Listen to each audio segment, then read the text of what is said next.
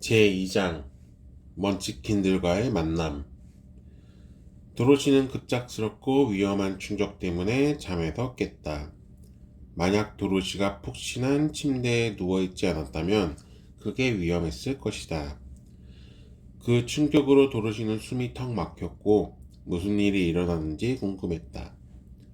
토토는 차가운 작은 코를 도로시의 얼굴에 파묻고 기분 나쁘게 낑낑거렸다.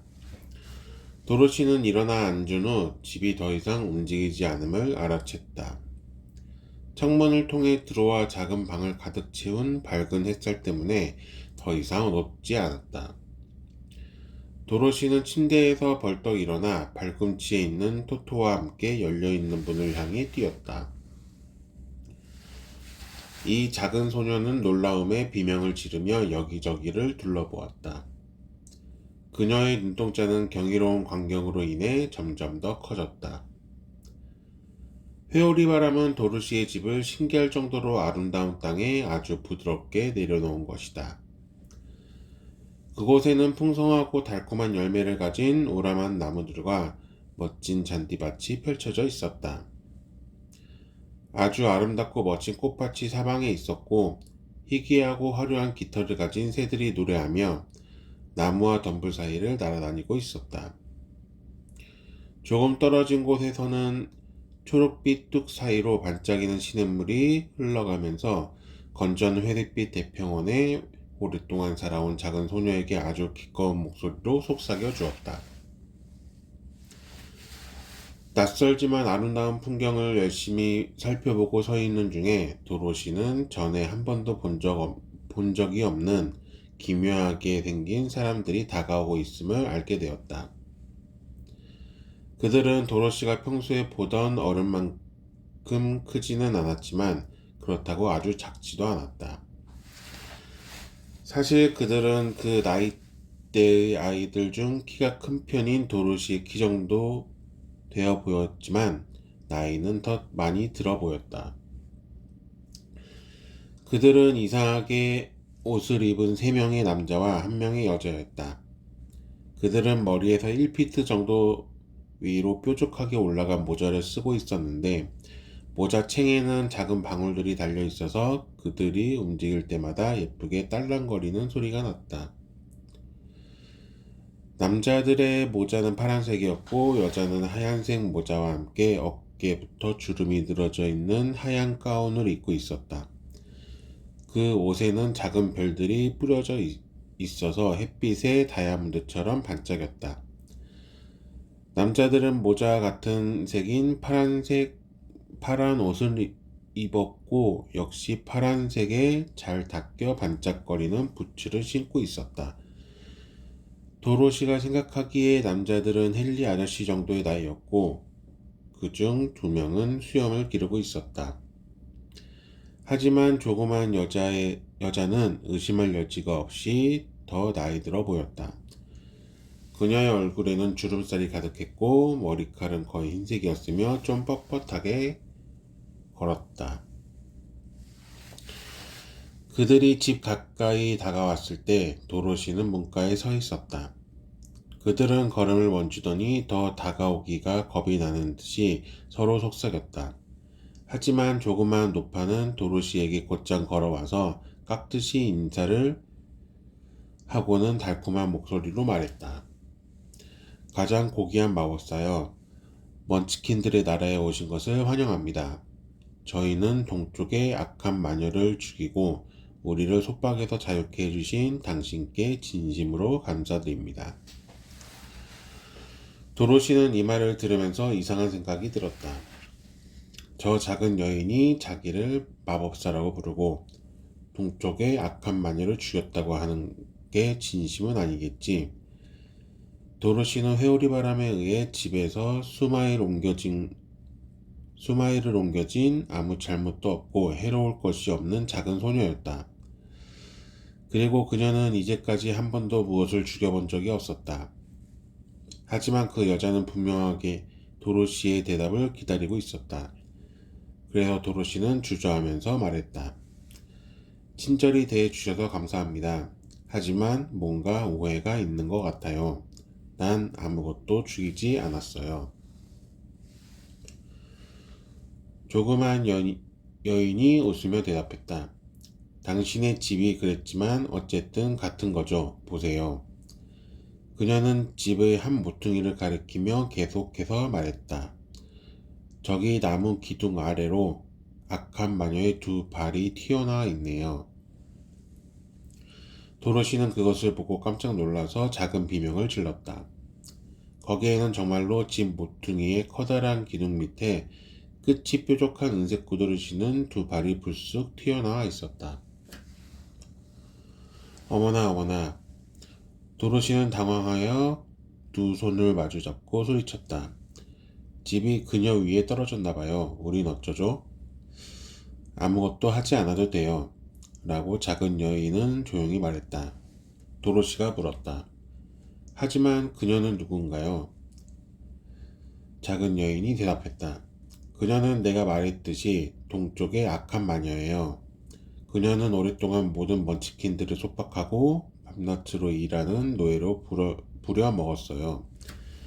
이제 그들은 모두 자유가 됐고 그래서 당신이 하는 일에 감사드려요. 도로시가 물었다. 먼치킨은 누구인가요? 그들은 악한 마녀가 다스리던 동쪽 땅에 사는 사람들이에요. 당신도 먼치킨인가요? 아니요, 나는 그들의 친구예요. 비록 북쪽 땅에 살고 있지만 동쪽 마녀가 죽은 것을 본 먼치키들이 재빠른 메신저를 저에게 보내서 즉시 온 것이죠. 나는 북쪽 마녀예요. 도로시는 소리쳤다. 오, 이럴 수가. 당신 진짜 마녀예요? 작은 여인이 대답했다. 네, 정말 그래요. 하지만 나는 좋은 마녀이고 사람들이 나를 좋아하죠.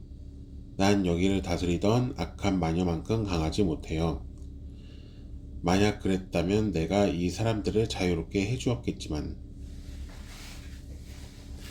도로시는 진짜 마녀를 마주 대하고 있다는 것에 반쯤 두려워하면서 말했다. 하지만 저는 모든 마녀들은 사악하다고 생각했어요. 오, 아니에요. 그것은 정말 큰 오해입니다.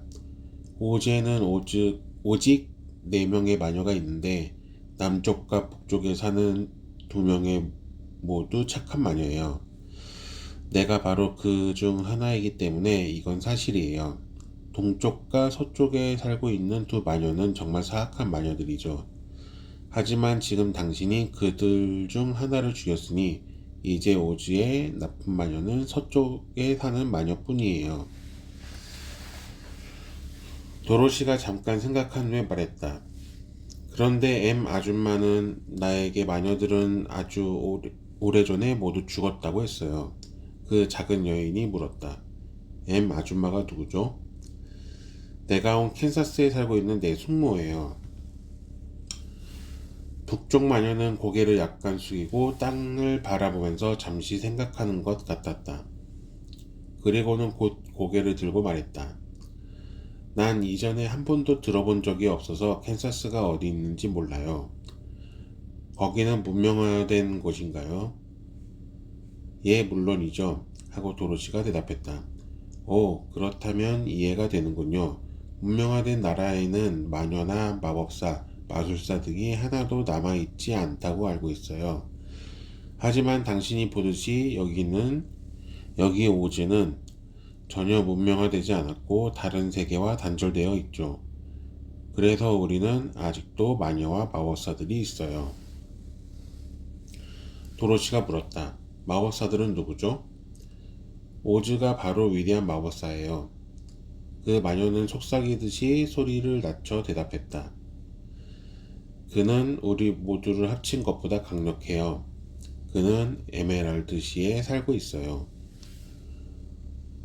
도로시가 다른 질문을 더 하려고 하는데 조용히 서 있던 먼치킨들이 갑자기 큰 소리를 지르며 나쁜 마녀가 누워있는 집 모퉁이를 가리켰다. 이게 뭐야?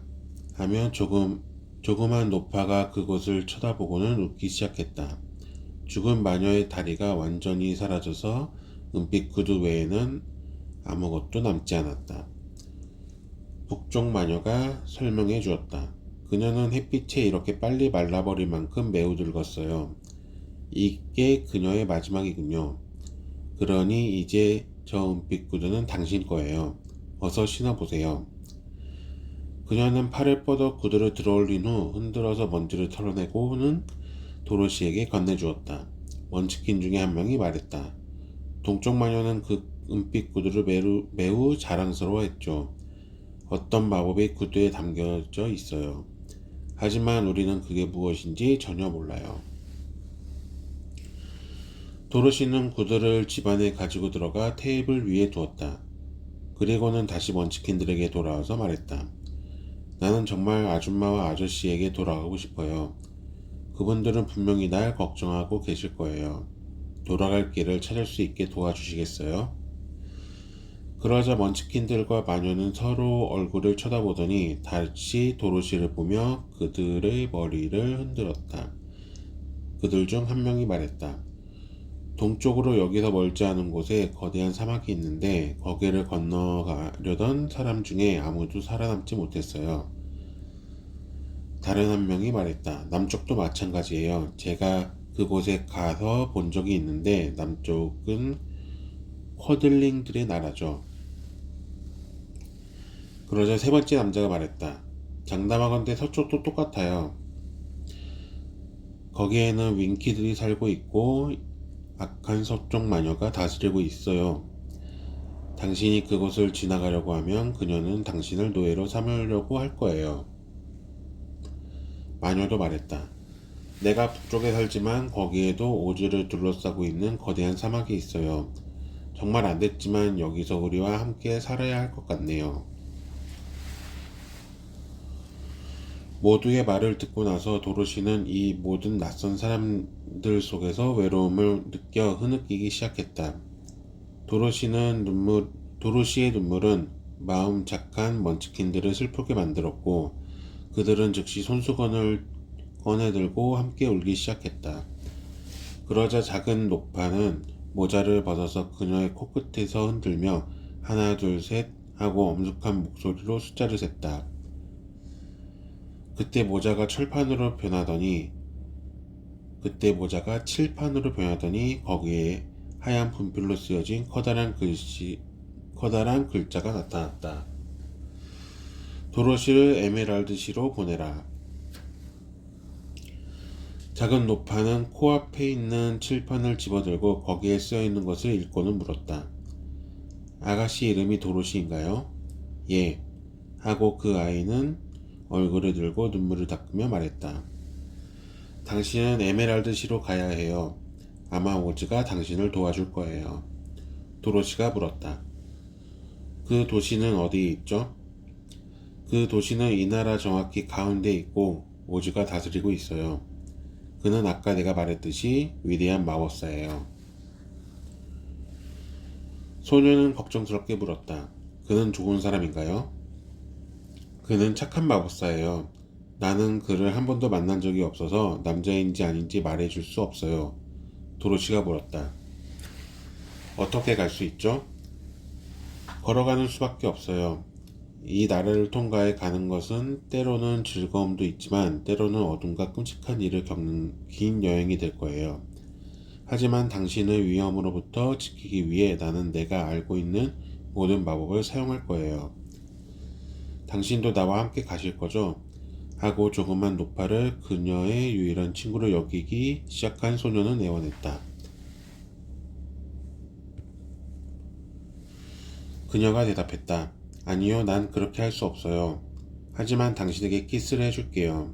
어느 누구도 북쪽 마녀의 키스를 받은 사람을 감히 해치려고 하지 않을 거예요.